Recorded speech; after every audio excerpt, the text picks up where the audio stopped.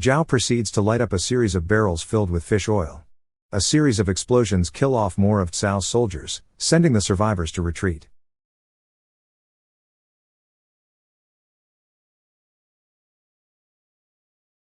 The movie begins with establishing a man named Cao Cao as prime minister. He kickstarts a series of decade-long battles with Liu Bei and Sun Quan's united rebellion against the emperor. Cao soon decides to open Kuju games in his camp to boost morale among the soldiers. Little does he know of Sun Shangshang, an enemy spy disguised as one of his soldiers. After swiftly breaking away from her troop, she discovers that many of Cao's soldiers have died from typhoid fever. Before she could use a pigeon post to leak information to Quan, she was interrupted by approaching soldiers. Immediately, she hides the pigeon in her armor as she pretends to watch the games.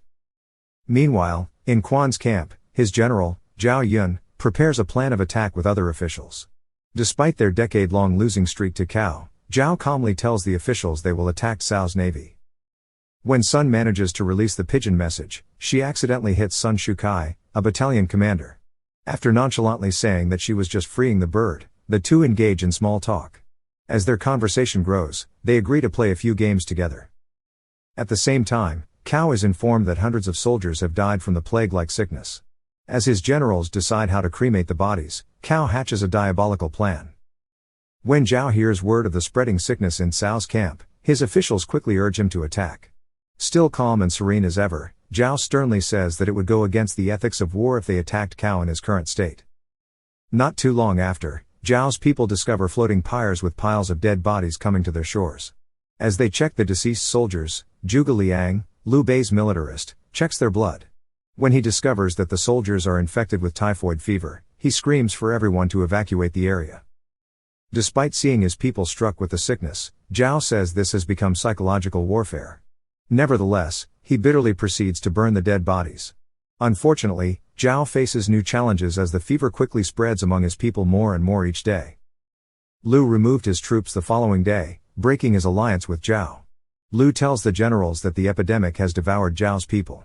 When an argument begins to ensue among them, Zhuge pulls Liu aside. Despite his attempts to convince the general to stay, Liu emphasizes that he needs to focus on the survival of his men. Convinced that the war is lost, Liu bids Zhao farewell. After hearing about the successful transference of the plague to Zhao's men, Cao meets with his naval admirals Kai Mao and Zhang Yun. They discuss war strategies and new tactics they've incorporated into their ships.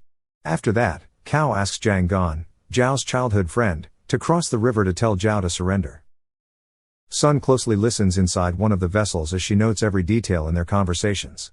However, she faces Shukai and his battalion when she exits the ship. When he orders his men to leave, Shukai and Sun play a new game called Ride High. As Sun is lifted off the ground, she sees Zhao's entire camp spread out in the distance. Pretending to admire the view, she asks Shukai to stand still as she draws the entire land beyond the wall. Back at Quan's camp, Zhuge suggests he can generate 100,000 arrows to make up for Liu's missing men.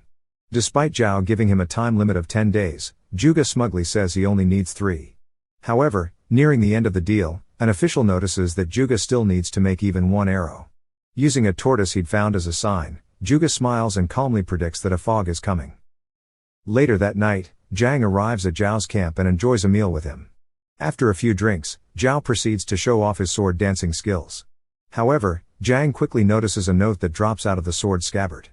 Before he could grab the paper, Zhao instantly stopped and hid it in his sleeve. Suddenly, Zhao's joyful facade fades, and he accuses Zhang of being Cao's ambassador. As Zhang frantically denies it, a soldier interrupts them to talk to Zhao. As Zhang tries to eavesdrop, he bumps into Xiao Chao, Zhao's wife. However, Zhao comes in between them and invites Zhang to drink more with him as if nothing happened. Later that night, Zhang comes over to Zhao, who is passed out, and retrieves the note. Upon opening the note, he sees Mai's handwriting stating he will behead Cao. Quickly, he flees back to Cao's camp. As the night stretches in Cao's camp, one of his men suddenly screams when he sees Zhuge's ships appearing from the fog in the distance. After arrows are gathered and soldiers are called, they stay in their positions. Zhuge then orders his ships to align, setting both enemies' fleets to an eerie standoff. Then, from inside the hay-covered boats, Zhuge orders a launch of arrows to Cao's fleet. This sends Cao's men raining hundreds of thousands of arrows onto the ships. Zhuge smiles contentedly inside his ship as his hay vessels collect hundreds of thousands of arrows. As some ships tip over, Zhuge orders them to turn about. More shots of arrows come diving into the He ships when drums are banged. After Cao's men stop shooting, Zhuge sends his ships back home. Unfortunately, as they return to shore, one of the ships strays away into the river. When Cao confirms that the written note Zhang had stolen was from Ai, he comes to the admirals. Oblivious, the admirals assure Cao that Zhuge's ships have fled. Cao then questions how many arrows they had used in the futile fight. When the admirals estimate 100,000, one of Zhuge's ships is near their dock. In a fit of outrage, Cao reveals the note of betrayal. Despite the admiral's statements that it was a trick, Cao orders his men to behead the traitors. However, as their heads depart their lifeless bodies, Cao suddenly realizes his mistake. He now has no more admirals leading his navy. Not long after, Cao poisons Zhang for his obliviousness to Zhao's tricks. Enraged by his recent losses, he yells at his men that they'll be taking Red Cliff at once. Sun quickly notes the activity as frantic soldiers rally the horses and send the pigeon away. Unfortunately, a soldier calls out Sun, exposing her position as a spy. Thwarting the soldiers, Sun makes a run for it. Luckily, Shukai helps her escape when she tells him she must see her family. For a long moment, she bids him farewell, knowing that he may as well be dead already. Meanwhile, Cao is preoccupied with more of his soldiers getting infected with the fever. As they lose hope, Cao quietly talks about his sickly son. Slowly, he encourages them to be strong and fight for their families. When he leaves the tent, he is surrounded by his men, sick and the healthy. They salute him as they yell a battle cry for victory. Later that night, Sun arrives at Zhao's camp. Without delay, she quickly showed them a map she'd been wearing underneath her clothes. She lays it out and points out the camp's weak areas and different structures. The following day, they discuss battle strategies and agree to use fire. Fortunately, Zhao notices that the wind is blowing northwest and demonstrates that if they use fire, it will only burn their own fleet. He further suggests that Cao knows this and will probably use fire too. However, Zhuge notices the dark clouds enshrouding the sun. He explains that it's a sign that the winds will change. Immediately, he says that they need to delay the attack just in time for the winds to work in their favor. While making war preparations, a woman informs Zhao that Xiao is missing. He quickly hurries to his wife's room to find a letter. He reads it to find that Xiao is on her way to Cao, hoping to convince him to stop the war. Furthermore, Xiao explains in the letter that she's pregnant but assures him that she will return safely. When Xiao is invited into Cao's chambers, Cao recalls his affection for her when he first saw her when they were younger. With a bittersweet tone, Xiao reminisces how fond her father was of Cao. However, she points out to Cao that he's changed and is no longer sweet but ruthless. Immediately, she begs Cao to stop the war for the sake of the civilians. When Cao refuses, Xiao quickly grabs a nearby sword, threatening to end her life. Fortunately, Cao stops her just in time, explaining that she must see Zhao's downfall. Xiao remembers that she must delay Cao's attack for the winds to favor Zhao. She innocently invites him to tea before he can go to his army. Mesmerized by his childhood love, Cao comes in and spends time with Xiao. As she distracts him with her beauty and words, Cao barely notices the wind changing outside the window. Suddenly, Cao starts to feel the dizzying side effects of the tea. At the same time, Quan's men arrive at Cao's gates. Alongside them are Lu's men who've decided to return. As the winds change course, orders are immediately thrown. In an instant, Quan's ships ram into Cao's fleet, devouring them in fire. Simultaneously, Zhao's men launch firebombs into the enemy ships while the rest of their soldiers invade the land. In the distance, Cao horrifyingly watches a sea of flames as his men struggle to retreat. Amidst the burning cargo and flying firebombs, Cao's soldiers are slowly slaughtered on the battlefield. However, Cao's men quickly retaliate, showering Zhao's men on land with arrows. As more arrows and flaming catapults are exchanged, Zhao's hidden men in the bushes throw bombs at Cao's men at the walls. As Lu's men attack from the rear gate, Zhao's forces push forward to the front gate despite the heavy blows of fire and arrows. Unfortunately, their attempts to knock down the gate remain futile. Then, when one of Zhao's generals gets shot, he hatches an idea. He immediately grabs a bunch of bombs and throws them at the gate.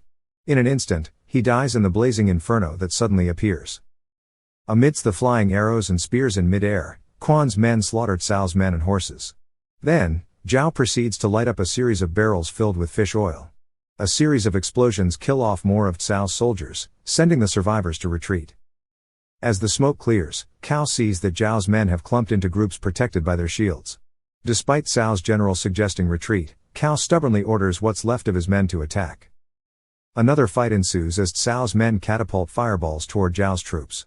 As Zhao's men spread out, they face a surprise attack by archers. Despite Zhao's men getting shot down, they continue storming forward. Amidst the fierce battle, Zhao manages to get inside Cao's inner walls, taking on all the soldiers inside. At the same time, Sun manages to reunite with Shu Kai. Despite the gory situation, they smile in relief to have seen each other again. Suddenly, Sun's face falls dark when Shu Kai gets shot by an arrow. Stunned, she holds onto him as he slowly dies, smiling in her arms. Meanwhile, Zhao charges Cao into one of the buildings. As he thwarts more enemy soldiers, he and Cao manage to hold each other at the sword's point. They slowly walk out into the open, the battle quieting down. As Quan threatens to shoot an arrow, Cao threatens to kill Zhao. Furthermore, Cao explains that they will all be pardoned if they surrender. However, Cao's men suddenly come forward, telling him they've lost and that the war is over. Suddenly, a soldier from above threatens to kill a frightened Xiao. With the air tightening each second, Quan and Zhao lower their weapons. Then, with a smirk, Cao orders to throw Xiao off the building. In an instant, Zhao manages to escape Cao's grasp and jumps into the building just in time to save his beloved wife. A moment of relief washes as she assures him that she's alright. Upon seeing all the dead soldiers amongst the chaos they've created, Zhao tells Cao to go home. He concludes by saying that no one has won this war but death. The movie ends with Zhuge and Zhao wishing each other good luck in an open field as they enjoy their newfound peaceful lives. Thank you for watching. Subscribe for more videos like this to help the channel out. Have a nice day.